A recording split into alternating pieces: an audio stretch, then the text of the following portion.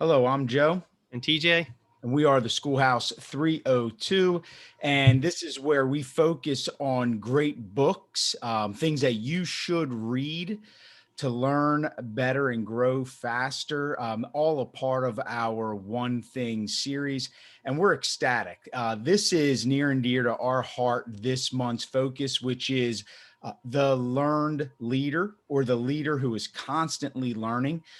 You can't be an effective leader if you're not an avid reader, as we always say. And what a treat this month was as we dug into this content, had an awesome podcast interview with Richard Elmore from Harvard and the father of instructional rounds, as many people say. So we're just thrilled. TJ, why don't you introduce us to our first book? Sure thing, Joe. The first book that we are going to recommend this month is called Brain Rules by John Medina. Brain Rules 12 Principles for Surviving and Thriving at Work, Home, and School. It's a fantastic book, a fantastic book. And I would say the one thing that I take away from this book is that the brain is constantly learning, constantly, right? It's constantly rewiring itself. And there are terrific ways and principles that you can be a super learner. And if you understand the concepts about your brain, you can learn to grow faster, learn more, grow faster is what we always say, Joe. And so Brain Rules by John Medina, fantastic read. And another reason why we're bringing up some of the neuroscience is because Richard Elmore brought it up. Neuroscience, we don't know enough about it. It's applicable to education.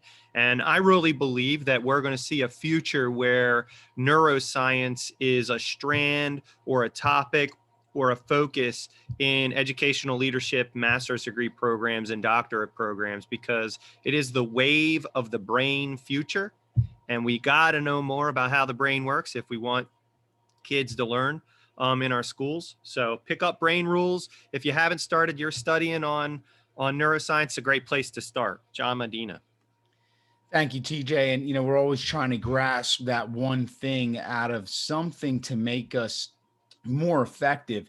And we're big fans of Mike Schmoker. And my book this month that I was putting out there that I'm a big fan of is Leading with Focus by Mike Schmoker. Here's what I love about this book. It really comes down to what you are focused on. Now, that may sound like, well, obviously, Joe, that's in the title. This book is really a how-to. At the end of each section, he walks you through discussion questions, challenges.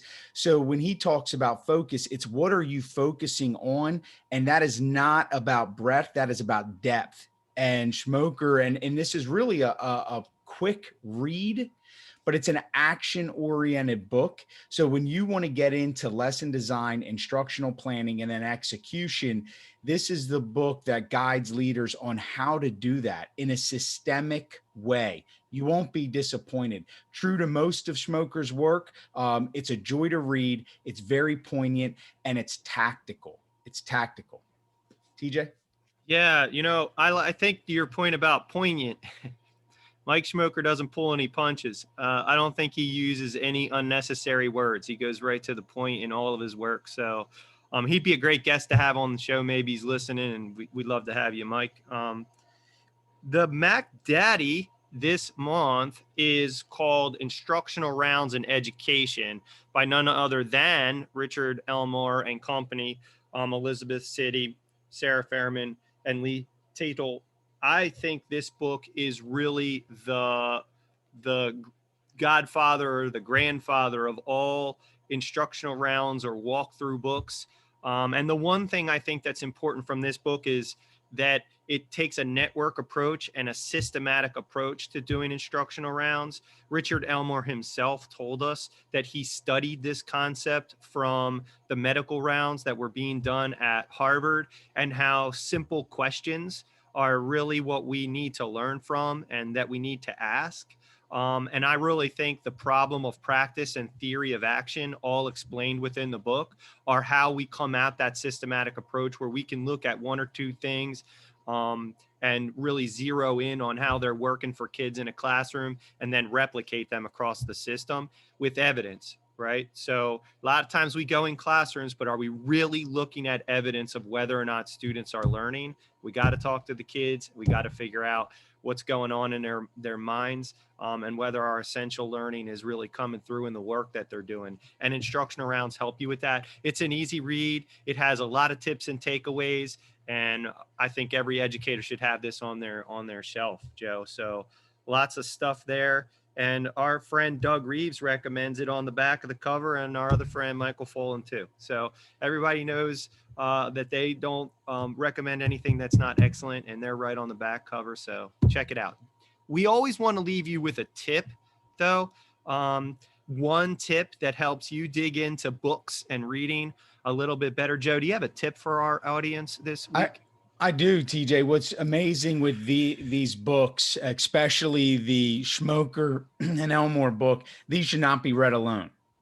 These are not books that are necessarily like the Brain Rules, in which you're growing as an individual, you're investigating things for better performance. These two books should be read with someone else or your team. And honestly, they should live throughout the experience. So if you are embarking on rounds, we're in COVID, we're doing virtual rounds right now, fine. Do them with someone else, sit back, truly identify what you're seeing, what you're experiencing, how kids are benefiting, what can be improved. This is the only way books like this come to life. This isn't about just checking off that I read something this month. This isn't about the what. This is about peak performance. And as educational leaders, one of the best things we can do is distributive leadership with pure guidance, pure focus. And when you're embarking on things like instructional rounds or leading with elements of primary focus, do so with your team. That is the tip. Read these books in a collaborative way, and there you can start to measure your ultimate growth and whether or not you're doing is actually making an impact. There you have it, our One Thing series. Thanks for listening. Thanks for watching. These are the books that we recommend this month about the lead learner and the one thing that you can expect to take away from them. Speaking of listening and learning from a network approach, don't forget to check out our masterclass that actually starts this week, Joe, January 28th.